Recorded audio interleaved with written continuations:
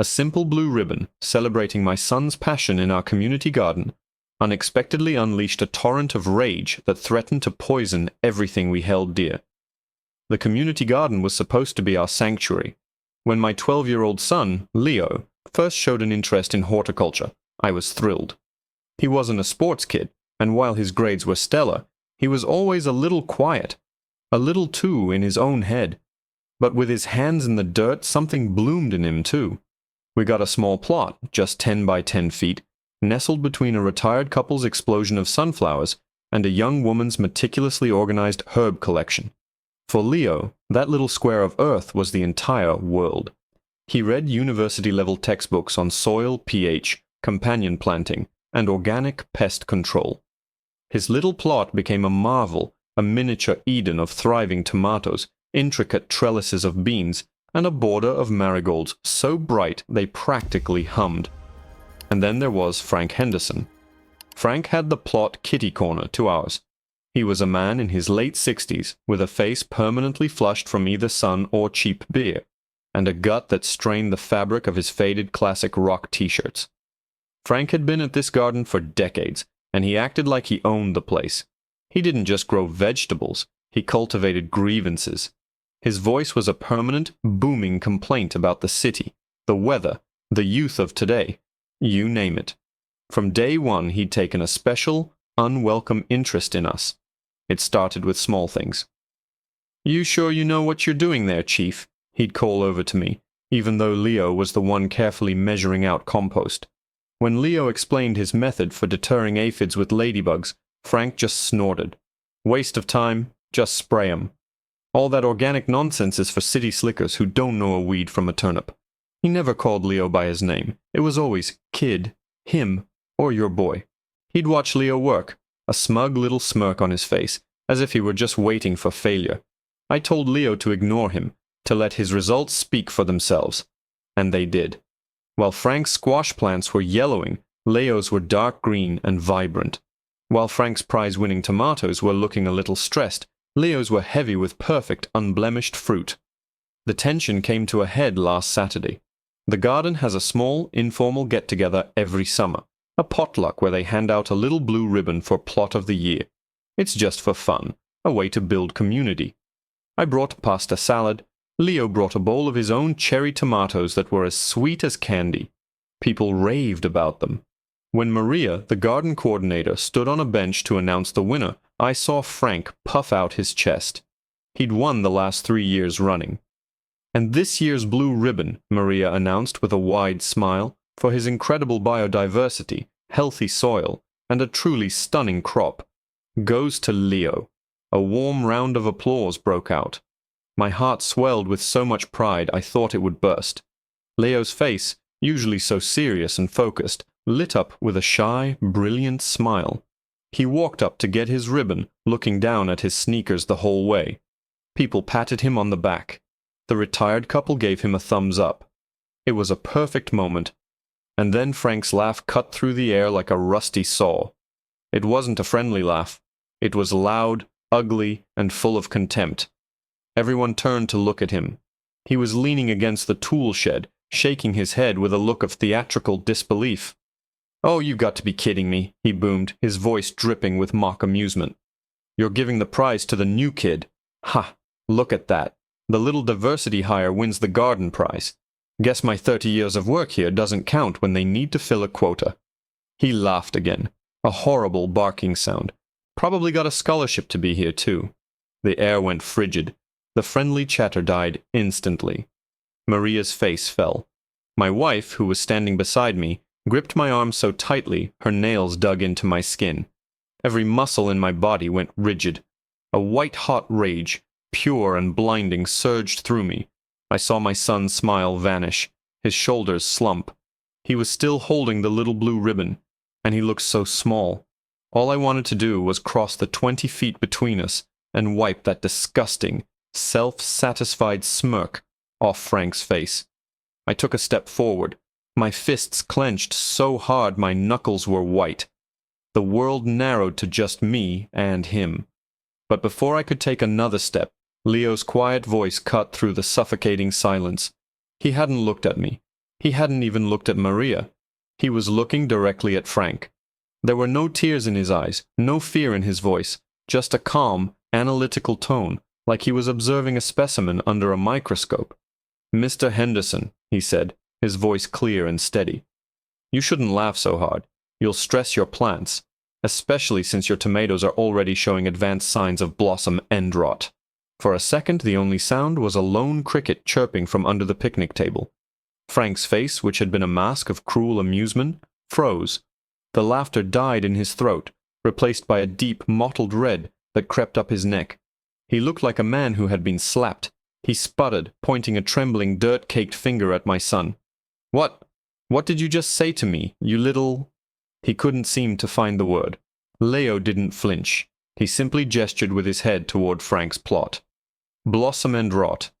It's a physiological disorder, not a disease. It's caused by a calcium deficiency in the fruit. Your soil might be fine, but inconsistent watering prevents the plant from absorbing the calcium it needs. See how the leaves on your plants are a little bit curled? And how the fruit looks perfect on top, but the blossom and the bottom is starting to get dark and leathery? That's the first sign.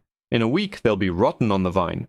He delivered the entire diagnosis with the dispassionate clarity of a doctor reading a chart. It wasn't an insult. It was a statement of fact. And that, I think, is what broke Frank. His pride was wrapped up in his tomatoes. They were his one claim to fame in this little community. To have his failure diagnosed so clinically, so publicly, by the very child he had just tried to humiliate, it was more than his ego could bear. "You're a liar," Frank bellowed, his voice cracking. The crowd, which had been frozen in awkward horror, now began to murmur. Old Mr. Gable, the man with the sunflowers, squinted thoughtfully in the direction of Frank's plot. "I'm not lying," Leo said calmly. He turned to Maria, the coordinator. "Maria, you know what it looks like. Ask her." All eyes shifted to Maria. She looked deeply uncomfortable, caught in the crossfire. She glanced at Frank's apoplectic face, then at my son's earnest one. She hesitated, then gave a small, almost imperceptible nod. "The boy, he knows his stuff, Frank. It's been a dry couple of weeks, easy to let the watering get uneven." That was it. The dam broke. "You're all against me," Frank roared, his face contorting with rage. "This is a setup. This little punk probably did something to my plants, came over in the night and poisoned them." A wave of disbelief rippled through the other gardeners. The accusation was so absurd, so venomous, that it sucked all the remaining sympathy for Frank right out of the air. He had crossed a line from being a garden variety jerk to something much uglier. "That's enough, Frank," I said, my voice low and dangerous. I stepped forward, putting myself between him and Leo. But Frank wasn't looking at me anymore. His eyes, burning with a furious, irrational hatred, were fixed on Leo's prize-winning plot, on the perfect, healthy, vibrant plants that stood as a testament to his own failure. He looked from Leo's blue ribbon to Leo's garden, and something inside him seemed to snap. He shoved past me with a guttural roar of pure frustration, stomping not towards Leo, but towards his own crumbling tool shed at the edge of his plot. People backed away, startled by the sudden movement. My wife grabbed Leo's arm, pulling him closer to her. I tensed, expecting Frank to grab a shovel or a rake, to do something stupid and theatrical. But he didn't. He fumbled with the rusty latch on the shed door, threw it open, and disappeared inside for a moment. When he emerged, my blood ran cold. He wasn't holding a tool. He was holding a gallon jug, its plastic stained and yellowed with age. On the front was a faded label with a stark, black skull and crossbones. It was a container of concentrated, industrial-grade herbicide, the kind of stuff that kills everything it touches, that sterilizes the soil for years. He marched past his own blighted tomatoes without a glance. He was heading straight for Leo's plot. His face was a terrifying mask of pure malice. He started unscrewing the cap, his knuckles white. "Frank, don't you dare!" Maria yelled, but her voice was drowned out by his own. "A life lesson?" he screamed, his voice raw with fury as he glared at my son. "You want to teach me a life lesson? Fine. Lesson 1. Nothing grows here anymore." Time seemed to warp, stretching and slowing down. I could hear the gritty, grinding sound of the plastic cap twisting under Frank's furious grip. I saw the glint of the sun on the skull and Crossbones logo, a cartoonish symbol of a very real and ugly poison. My son's entire world, months of his patient, loving work, was about to be turned into a sterile, toxic wasteland by a bitter, hateful old man. In that split second, a primal instinct took over, a force more powerful than anger or reason. It was the pure, animalistic drive to protect my child. I didn't shout. I didn't warn him. I just ran. The 20 feet between us vanished in 3 desperate strides. I hit him with my shoulder, a low, hard tackle that sent us both sprawling into the dusty pathway between the plots. The gallon jug flew from his grasp, tumbling end over end through the air in a slow, horrifying arc. It landed with a heavy thud and a sickening crack, not on Leo's perfect bed of lettuce, but squarely in the middle of Frank's own blighted tomato patch. A dark, viscous liquid, smelling sharply of chemicals and death, began to glug out, soaking into the dry, cracked earth around his already dying plants. Frank roared, more in surprise than pain, and tried to scramble up, his hands scrabbling for purchase in the dirt. But he wasn't a young man, and the fall had knocked the wind out of him. Before he could find his feet, Mr. Gable, the sunflower man, was there, his surprisingly strong, gnarled hands gripping Frank's arm. Another gardener, a young man I only knew as Dave, grabbed the other. They held him down, his face pressed into the dirt of his own ruined garden. "I've called 911!" Maria shouted, her phone pressed to her ear. "They're on their way." The scene was pure chaos. People were yelling. My wife had Leo wrapped in her arms, her back to the scene, shielding his eyes. Frank was still sputtering, his racist vitriol now mixed with pathetic, incoherent threats. "You'll pay for this. All of you. Assault." I pushed myself up, my knees raw and bleeding from the gravel. My heart was hammering against my ribs like a trapped bird. I looked at the spreading dark stain in Frank's plot. The chemical was already turning the leaves of his squash plants a sickly, pale yellow. It was instant death. Poetic justice, maybe. But it felt hollow. I stumbled over to my wife and son. "Are you okay?" I asked Leo, my voice hoarse. I put my hands on his shoulders, checking him for some sign of trauma, for the tears I was sure would be there. He looked up at me, his face pale and serious, but his eyes were clear. He wasn't looking at Frank, who was now being handcuffed by 2 police officers who had just arrived. He wasn't looking at the crowd of onlookers.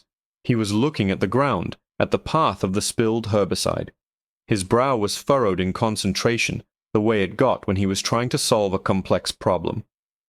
"I'm okay, Dad," he said, his voice barely a whisper. He gently pulled away from my wife's embrace and took a few cautious steps forward, his eyes tracking the dark, seeping liquid. The police were questioning Maria, Mr. Gable, and me, getting our versions of the story. Frank was being put in the back of a squad car, still shouting. The immediate danger was over. The adrenaline began to recede, leaving a shaky exhaustion in its wake. I put my arm around Leo's shoulder, ready to steer him away from the mess, to take him home, to get him as far away from this ugliness as possible. "It's okay, son," I said softly. "He can't hurt your garden now. It's safe." Leo shook his head slowly, his gaze still fixed on the spill. He pointed with a small, trembling finger, not at his own pristine plot, but at a slight depression in the dirt path, where the dark liquid was now beginning to pool. "Dad," he said, his voice filled with a new, dawning kind of horror that was far worse than the fear I'd seen before. "That's not the problem." I followed his gaze, confused. "What do you mean? It's on his plot. It's a mess, but it missed yours." "Look where the runoff is going," he said, his voice quiet but urgent. The path had a gentle, almost unnoticeable slope. The pooled herbicide was beginning to overflow, trickling in a thin, dark line down the dusty walkway. It was moving slowly, inexorably, towards a small, grated drain set in the ground about 15 feet away. It was a drain I'd never paid much attention to, a drain that fed directly into the garden's shared irrigation well. My stomach plummeted. The irrigation well. It was the lifeblood of the entire community garden. Every plot was connected to it. Every sunflower, every sprig of mint, every single one of Leo's perfect cherry tomatoes depended on that water. Frank, in his blind, hateful rage, hadn't just tried to destroy one boy's garden. He had poisoned the source for everyone. The true lesson he was teaching was one of shared consequence, a toxin that didn't care about property lines or blue ribbons. Oh, God, I breathed. The full weight of it hit me. This wasn't about my son's garden anymore. It was about all of them. Before anyone else could react, Leo was in motion. He sprinted to our plot, not with panic, but with a startling, focused intensity. He grabbed his kid-sized shovel and the half-empty 50-pound bag of organic compost he kept tucked under his bean trellis. He was a small boy, but he heaved the heavy bag onto his shoulder and ran back to the spill, his thin legs pumping.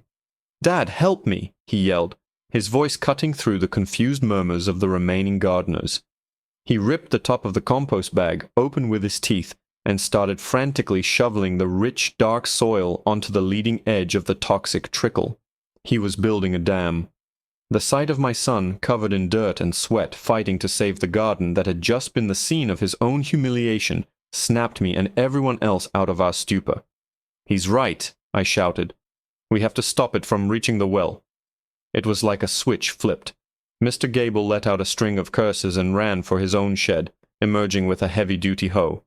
Maria started directing people, her voice sharp and clear. "Bags of soil, mulch, anything absorbent. Build a berm around the drain." What followed was a beautiful, chaotic ballet of community action. People who had been strangers moments before were now working side by side, united against a common threat. The young woman with the herb garden was tearing open bags of peat moss. Dave, the man who helped hold Frank down, was forming a barrier with his bare hands. We were a frantic, desperate bucket brigade, but with bags of earth instead of water. We worked with a feverish urgency, shoveling, packing, and piling, creating a thick earthen wall around the drain and all along the spill's path. In less than 10 minutes we had contained it. The dark liquid was trapped, slowly sinking into the sacrificial soil we had laid down, inches away from the drain grate. We stood there panting, covered in dirt, looking at the mess. Frank was gone. The police were gone. The only things left were the lingering chemical smell and a profound, exhausted silence. And then Mr. Gable walked over to Leo. The old man's face, usually weathered into a permanent crinkle-eyed smile, was solemn. He put a heavy, calloused hand on my son's shoulder. "You saved us, son," he said, his voice thick with emotion. "All of us. You saw what none of us did." He looked at Leo's pristine plot, then back at my boy. "That blue ribbon, they didn't know the half of it. One by one, the other gardeners came over. They didn't say much. A nod. A quiet, thank you. A pat on the back. They looked at Leo not as a kid, not as a diversity hire, but as one of their own, as a leader.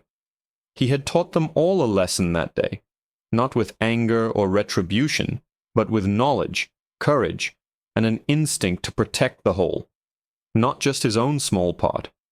The next day, a hazmat team came and carefully removed the contaminated soil. Frank's plot was dug up, a 10 by 10 foot square of raw, empty earth.